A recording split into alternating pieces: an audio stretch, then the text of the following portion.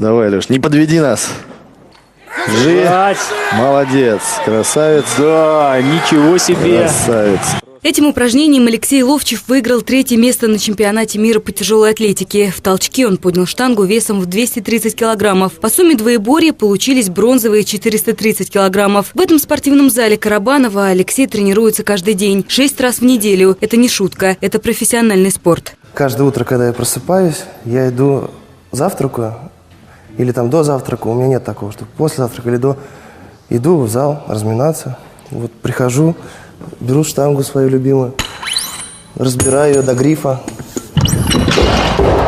На вопрос, что едят тяжелоатлеты, Алексей говорит, в небольших количествах можно все. Специальной диеты нет, хотя без мясных блюд не обходится ни один день. Обычно я ем мясо, там те же самые там и макароны люблю поесть, и рис, и картошка. Алексей пришел в тяжелую атлетику вместе с папой, как говорится, за компанию, поддерживать физическую форму и вести здоровый образ жизни. И как часто это бывает, в какой-то момент начал показывать результаты настоящего чемпиона. Его личный массажист Александр Орлов работал с самим Александром Поветкиным. Трудиться с Алексеем Ловчевым, по словам Александра Орлова, одно удовольствие. С Алексеем работать легко.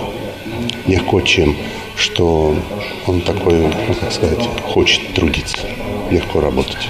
Множество соревнований, тренировок, сборов. Скучать по дому приходится часто. Но за уютным домашним столом можно по-настоящему расслабиться. Отец и тренер Алексея, Владимир Ловчев, сам серьезно занимался тяжелой атлетикой. О том, что большой спорт, большая работа, Владимир Ловчев знал всегда. Поэтому сделал все, чтобы сын мог посвятить спорту все свое время. До соревнований я уже начинаю гореть, начинаю ему давать ценные указания. Когда он был помладше, он как-то слушался. Сейчас он уже...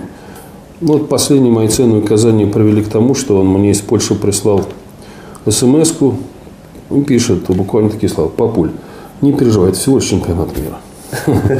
На вопрос, что чувствует спортсмен перед стартом, Алексей говорит, что когда выходишь на помост, забываешь обо всем. Просто в один момент, за доли секунды, аккумулируешь все силы и выкладываешься не на 100, на 200%.